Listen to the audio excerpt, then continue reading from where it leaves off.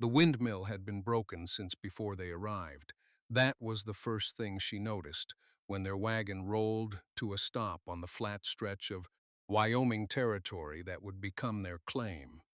The tall wooden structure standing at the edge of the property like a forgotten soldier, its blades locked and rusted, its platform jutting up against the October sky at a crooked angle that made it look as though the whole thing might lean over and rest its tired frame on the ground.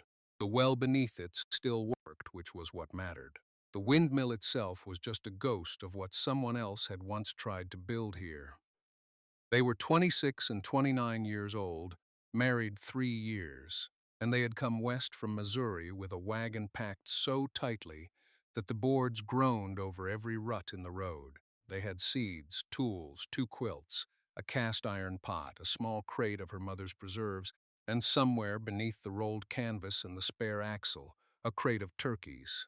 6 of them, an unusual breed with legs so long they looked like they belonged on a different animal entirely, bred by a neighbor back home who had insisted, with the confidence of a man who had never once been wrong about anything, that these birds were the best foragers on the continent, and practically raised themselves.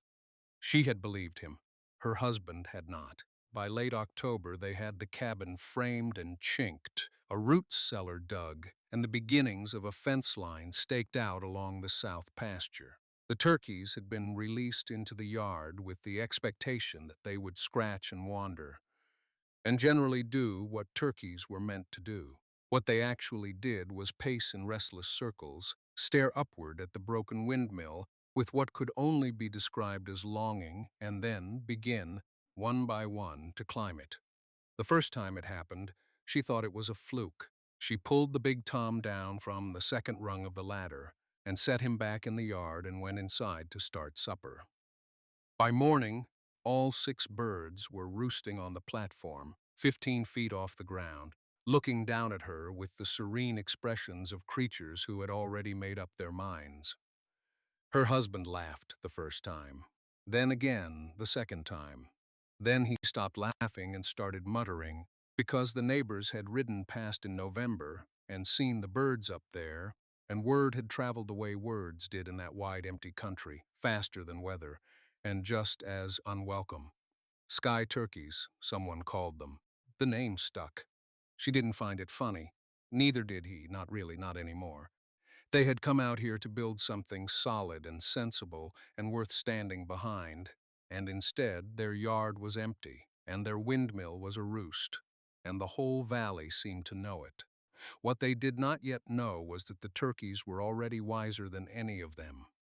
Winter settled into the valley like a slow debt, patient, heavy, and impossible to ignore. The cold came down from the northern ridges in waves, each one a little colder than the last, and by December the creek had frozen solid enough to walk on. She broke ice from the water barrel every morning with the back of a hatchet, and he packed straw around the base of the cabin walls to keep the floor from going stone cold beneath their feet. They worked without much talk those weeks, not because they were angry with each other, but because the cold took something out of conversation, made every word feel expensive, and there were only so many words a person could afford. The turkeys stayed on the windmill. He had tried twice more to bring them down, once with grain scattered at the base of the ladder, which they ignored from their high perch with magnificent indifference. Once with a long stick, gently prodding at the lowest bird on the platform railing, which responded by shuffling sideways and rearranging itself with great dignity. After that, he left them alone. He told himself it was practical. They weren't suffering. Their feathers were thick and their posture unbothered by the cold. But the truth was simpler. He was tired of losing arguments to birds. She kept a closer watch than she let on. In the evenings, she stood at the cabin window with a cup of weak coffee, warming her hands, and watched the silhouettes of the turkeys against the gray sky, still and patient as weather vanes that had decided to stop pointing anywhere useful. She counted them each night. 6, always 6. She told herself she was watching for predators. for foxes or the occasional coyote that drifted through when hunger made it bold. But there was something else too, some quiet pull of curiosity she couldn't quite name yet. One afternoon in late December, while he was mending a fence post on the north side of the property, she climbed the first 3 rungs of the windmill ladder, just to see. The wood was cold beneath her gloved hands, rough and solid, the bolts dark with rust but the frame still firm. She could smell the dried grease on the gears above, the particular iron smell of old machinery resting. She didn't go higher. Not that day. But she stood there a moment, 3 rungs up, the frozen yard below her and the pale winter sky above, and she thought, they go up every single night without fail, and they come down every morning without difficulty, and nothing has gotten them yet. Not cold, not fox, not wind. She climbed back down and went to start supper. He came in stomping snow from his boots, and she set a bowl in front of him and didn't mention she'd been on the ladder. He didn't mention the new neighbor who had ridden by that afternoon and smiled at the birds without stopping. They ate in the companionable quiet of 2 people who had agreed, without saying so, to keep carrying forward. January came in like a fist. The temperature dropped so sharply the second week of the month that the water in the bucket beside the stove had a skin of ice on it by morning, despite the fire burning all night. He split wood until his arms ached, and she stuffed rags along the bottom of the door and hung a second wool blanket over the single window, and still the cold pressed in like something with intentions. The turkeys, meanwhile, seemed unbothered. Each evening they made their slow, deliberate march to the base of the windmill, considered the ladder in the way birds have of tilting their heads and seeing a thing from some angle no human can quite share, and then climbed, rung by rung, with a patience that struck her as almost meditative. She watched from the doorway in her coat, her breath fogging out in small white clouds, and she counted them the way she'd taken to counting things lately. The cord of wood remaining, the jars of preserved beans, the weeks until the frost would likely break. 14 birds up, 14 birds every night. He thought maybe the windmill platform held warmth somehow. The old wooden housing at the top was tight-fitted, protected on 3 sides, and the structure itself sat on a south-facing slope that caught what little winter sun arrived. It was as good an explanation as any, better than believing the birds were simply smarter than they were. She started writing things down in a small journal she'd kept since they filed their claim. Not a diary exactly, more a record of what the land was doing, what the weather was doing, what was working, and what wasn't. She wrote about the turkeys without embarrassment, describing their climbing habits in plain language, the way they settled at the top, just before full dark, the way they returned each morning looking, for lack of a better word, rested. She wrote, "They know something. I don't know what yet." He found the journal one evening when she'd left it open on the table, and he read that one line and didn't say anything. But later, when she was banking the fire, he said quietly that his father had kept bees, and that his father always said you could learn more from watching bees work than from any almanac ever printed. She turned and looked at him in the low light, and he was already looking away. But she understood that he meant something more than bees. That was the thing about January. The days were short and the work was hard, and the cold had a way of pressing people into themselves, but it also pressed people together. When there was only so much room and so much warmth and so much light, you found yourself grateful for the other person in a way that the busy months didn't always allow. She was grateful. She thought he probably was too. Outside, the windmill creaked in the north wind. Inside, the fire held, and up on the platform, 14 birds sat in the dark, keeping their secret a little while longer. February came in like a fist. The wind off the northern plains drove snow sideways for 3 days straight, and the drifts piled against the cabin wall until the east window went dark behind a white wall of packed ice. He spent those 3 days moving between the cabin and the barn with a rope tied at his waist. The other end knotted to the doorpost. because a man could lose himself in a whiteout on his own land and not be found until the thaw. She kept the fire and kept the water hot and kept herself busy with the things that February demanded. Mending, drying, counting stores, thinking ahead. The turkeys rode it out on the platform. He checked them when he could, climbing the windmill ladder, with his coat pulled tight and his hands going numb by the third rung. Each time he came back inside, he reported the same thing. Still there, still settled. Still doing whatever it was they were doing up there in the cold and the dark. She wrote it in the journal each time. Day 2, birds present. Day 3, birds present. It seemed small when she wrote it down, but it didn't feel small. On the fourth day, the storm broke, and the sky went the particular pale blue that only appears after a hard prairie blow, clean and cold and almost too bright to look at. The drifts had reshaped the yard entirely. The fence line had vanished. The root cellar door was buried to its top hinge, and it took him the better part of the morning to dig it free. She worked beside him with the second shovel, the one with the cracked handle she kept meaning to replace, and they moved in an easy rhythm without needing to talk about it. When the yard was passable and the animals were tended, they stood together near the windmill and looked up. All 14 birds were visible on the edge of the platform, looking down at the cleared ground with what she could only describe as patience.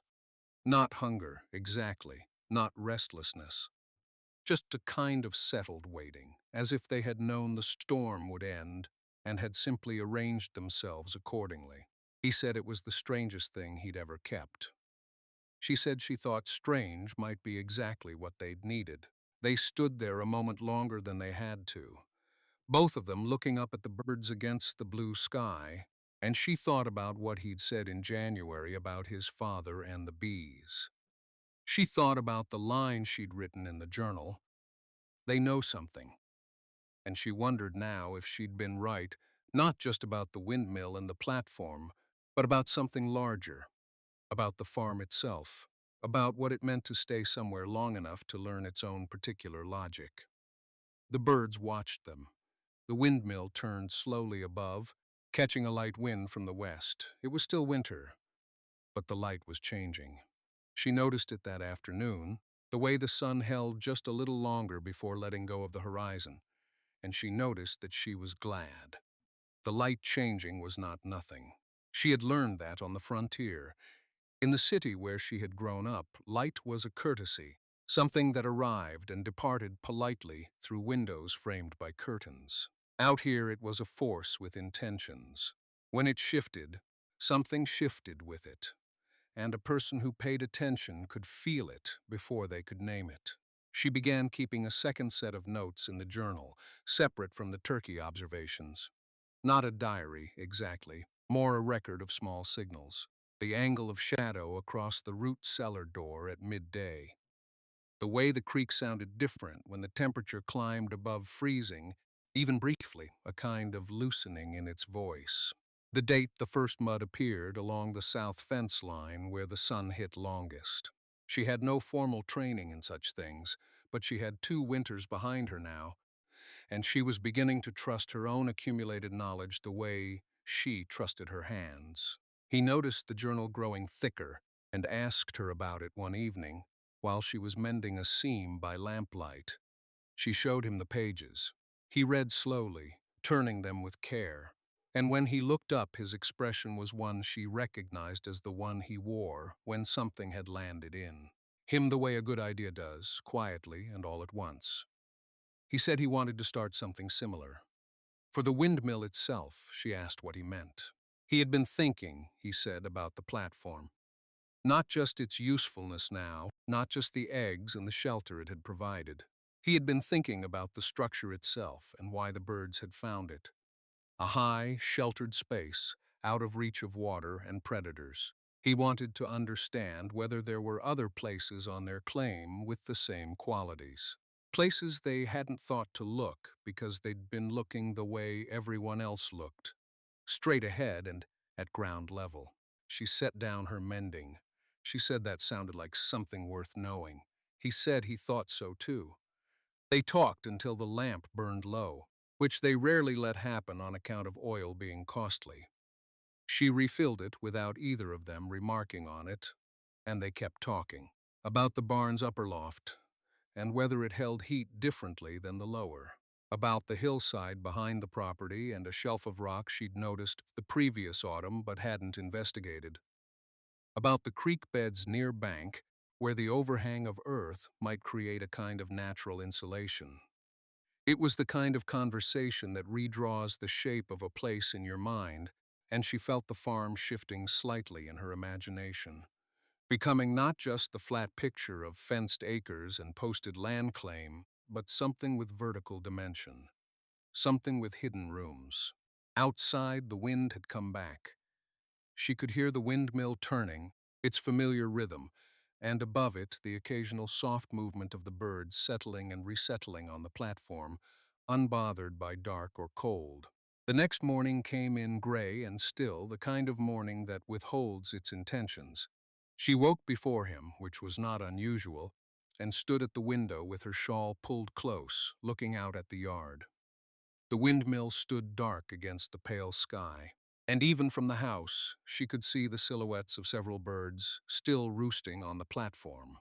Not one had come down to the yard. She had expected them to descend with the light, as they always had before, tumbling off the edge in that graceless way they had, and then milling about near the fence, looking confused about how they'd gotten below. But they stayed up. Whatever they sensed in the air, they were content to stay. He found her still standing there when he came through from the back room, boots already on, moving quietly so as not to shatter the stillness of the morning. He looked out over her shoulder without asking what she was watching. After a moment, he said it felt like weather. She agreed that it did. They ate quickly and without much talking. The bread was 2 days old, and they had it with the last of a jar of her mother's preserved apple, which she had been rationing since October. There was coffee, and the warmth of it mattered more than the taste. She washed the cups while he went out to check the fencing along the south edge of the property, where a post had been leaning for weeks. She could hear the windmill turning as she worked, slower than usual, the blades through heavier air. By mid-morning, the sky had lowered itself considerably. Not dark exactly, but thick, the kind of cloud cover that absorbs color from the land and leaves everything looking a little less certain of itself. She went out to the small kitchen garden to check what little was still in the ground, some late turnips and a row of carrots she'd left buried as cold storage. The ground near the creek edge felt different underfoot. Not soft exactly, but changed, less certain. She stood and looked toward the creek. The water was running faster than it had been yesterday. Not dramatically, not yet, but she had spent enough seasons here to know that a creek tells you things in the morning that the sky won't confirm until afternoon. She went back inside and took the tin box from the shelf where they kept their tallied accounts and a few papers of consequence. She set it on the high shelf instead, the one above the window, without explaining to herself exactly why. He came back in before noon, with mud on his boots and a look on his face that meant the fence had been worse than expected. She told him about the creek. He nodded slowly, the way he did when information was fitting into a picture he'd already half-drawn in his mind. He said he'd noticed the drainage along the lower field was sitting different. She asked how different. He said enough to matter. Outside, not one turkey had come down from the windmill. They ate a quiet midday meal of cornbread and cold beans, and neither of them spoke much. The rain had not started again, not yet, but the sky had gone the color of old pewter, and the light through the single west-facing window had a flat, compressed quality that told you the sun was not coming back today. She watched him eat and noticed the way his jaw was set. Not angry, just working through something. After he pushed his plate aside, he said he wanted to check the root cellar door. The hinge on the east side had been giving trouble since autumn, and if the ground around the frame swelled any more from moisture, they might not be able to open it at all. She said she'd go with him. He looked at her for a moment, then nodded, and she understood that he was glad she'd offered. The root cellar sat behind the cabin and down a short slope, its door flush against the hillside the way all good cellars were built out here, using the earth as insulation. He pulled the handle and the door groaned and caught halfway. He worked it back and forth twice, then forced it open with his shoulder. Inside, the smell was familiar and good. Turned earth, dried onion, the faint sweetness of last season's squash going soft in the corner. She counted the potato sacks by feel in the dim light. Everything was accounted for, but the earthen floor near the far wall felt damp. Not flooded, not ruined, but damp in a way it had not been when she'd last been in here 2 weeks ago. He crouched and pressed his palm flat against the floor. He stayed like that a long moment, the way a person listens with their whole body when they are trying to hear something faint. Then he stood and said the water table was rising. She asked how high he thought it might come. He said he didn't know. He said if the rain stayed away, it might settle. But if they got another day like 2 days ago, they might lose the lower half of what was stored here. They stood in the cold air of the cellar together, their breath just barely visible, both of them calculating silently. The potatoes alone had taken most of August to bring in. The dried beans, the smoked meat hanging from the crossbeam. If even a portion of it was ruined, it would change the arithmetic of the coming months in ways neither of them wanted to name out loud. She said they should start moving the most critical stores to higher ground tonight, before dark, before they knew for certain which way it would go. He agreed without hesitation, and she felt the thing between them that had felt strained these past weeks loosen by 1 degree. Not fixed, but working together in the same direction, which was its own kind of repair. Above them, faint and ridiculous against the quiet of the afternoon, she could hear the windmill creaking. The turkeys had not made a sound all day.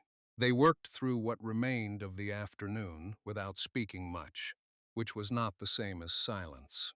There was the scrape of the wooden crate along the cellar floor, the grunt of weight lifted wrong, the soft knock of a glass jar against her palm as she passed it up through the cellar door to him, waiting above on the wet grass with the wheelbarrow. Every object they moved was a small decision made jointly. This goes, this stays, this we cannot afford to lose.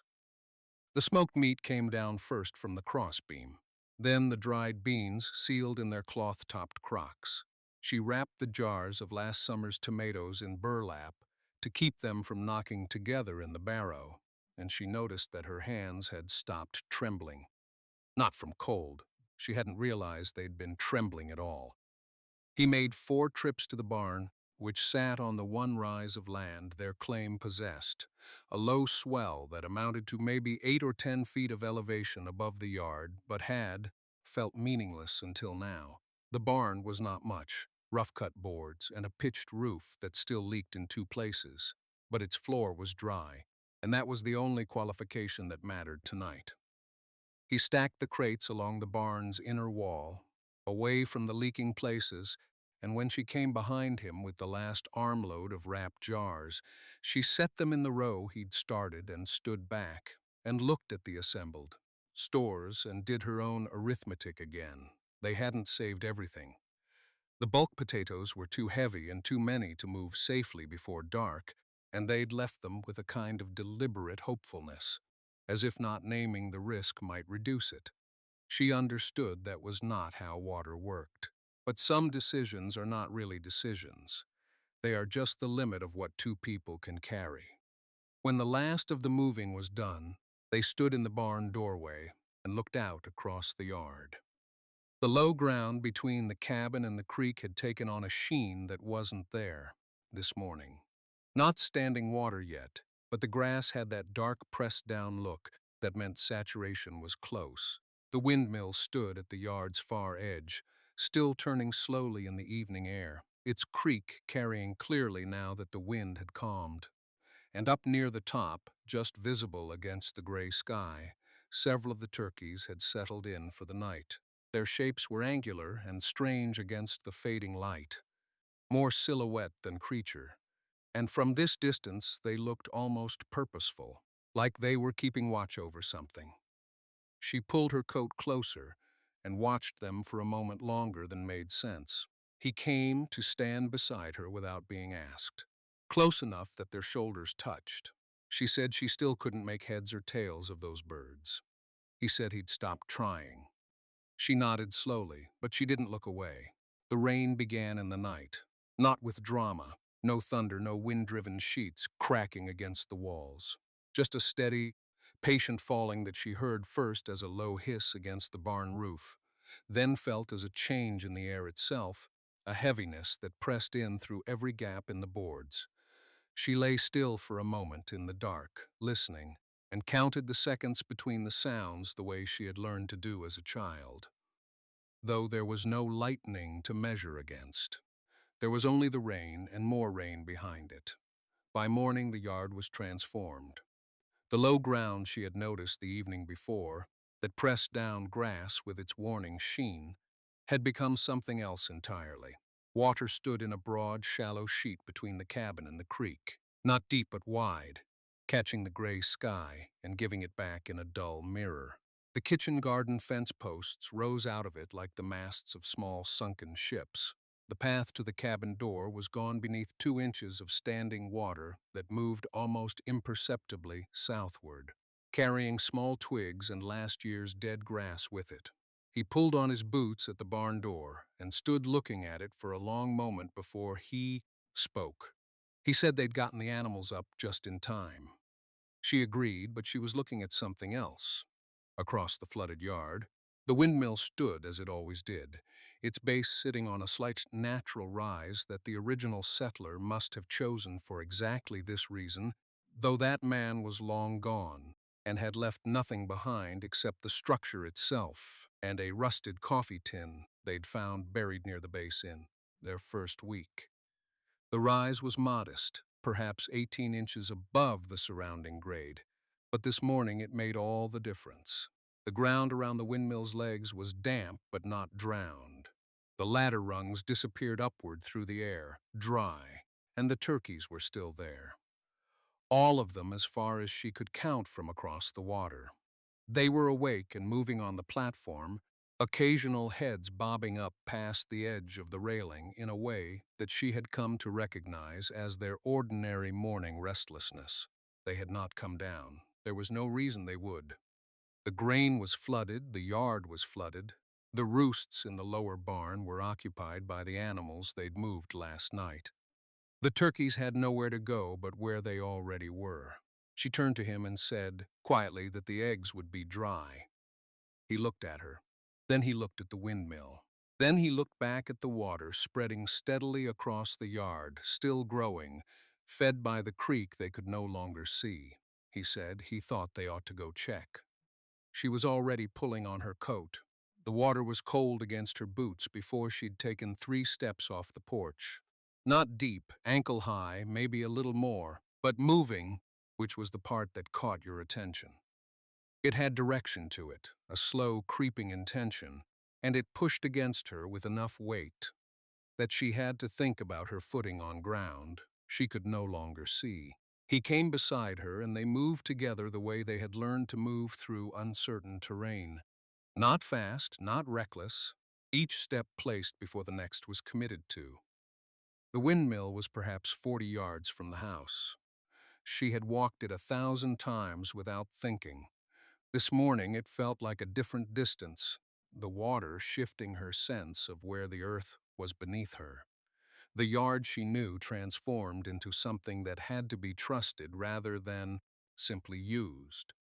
She kept her eyes on the base of the windmill legs and let him watch the surrounding ground for anything that might indicate a drop or a soft place.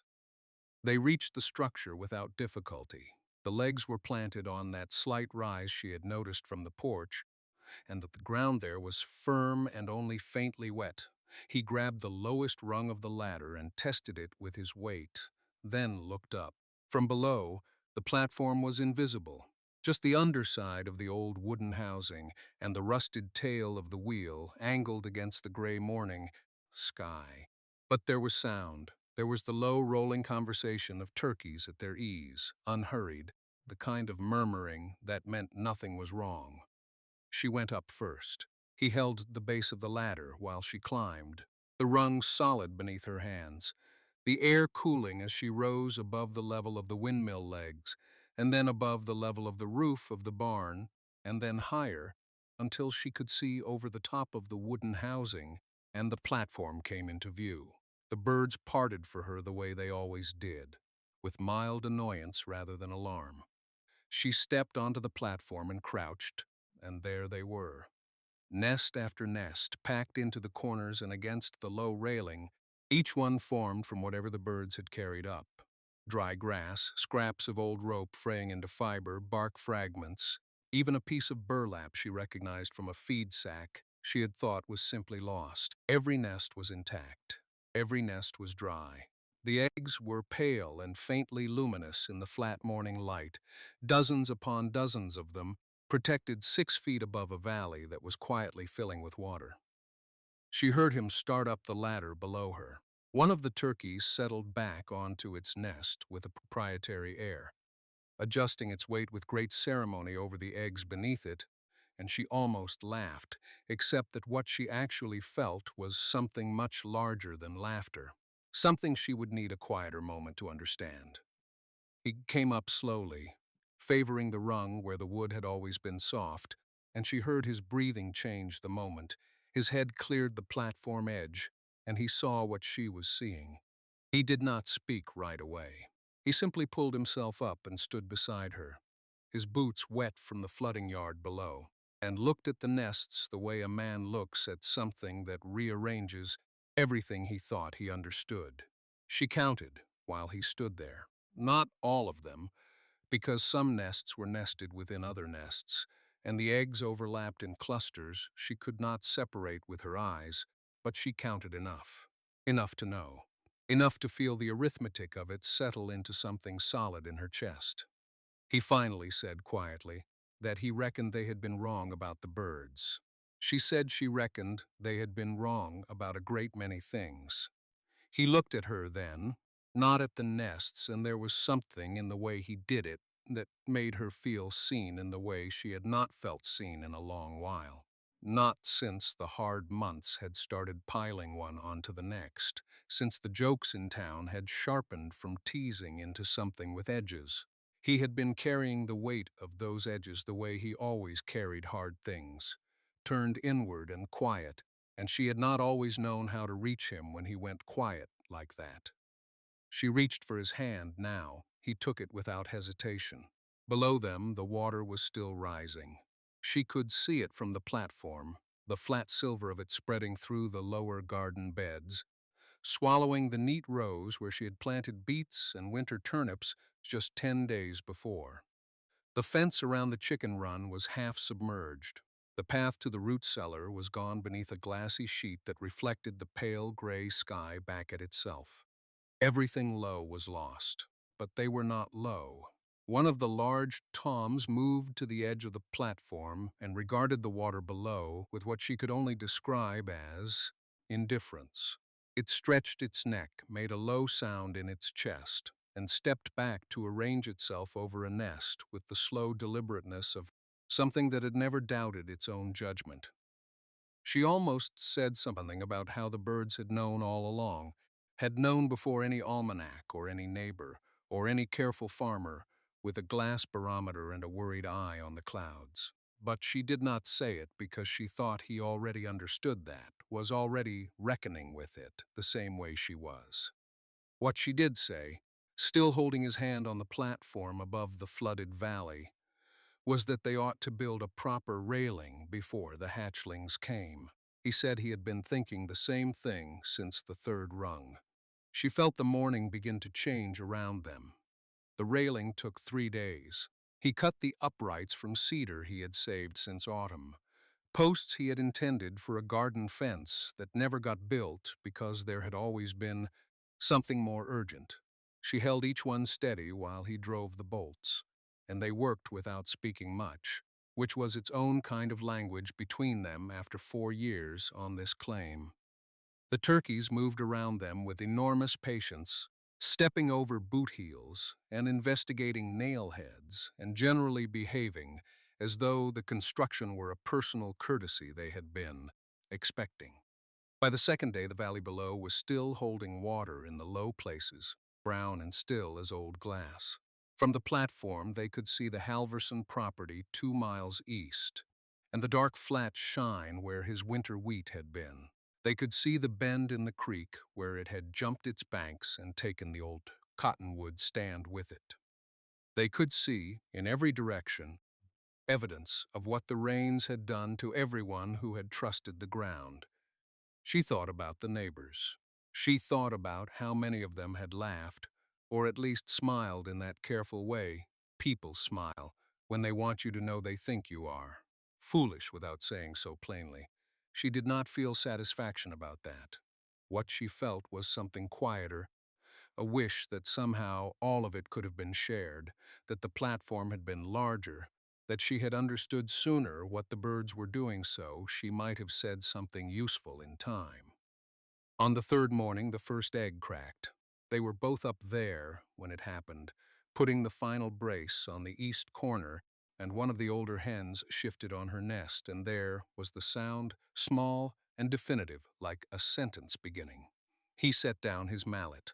She set down her hand on his arm. They waited. The hatchling took its time, the way all real things do when they are becoming themselves for the first time. But it came.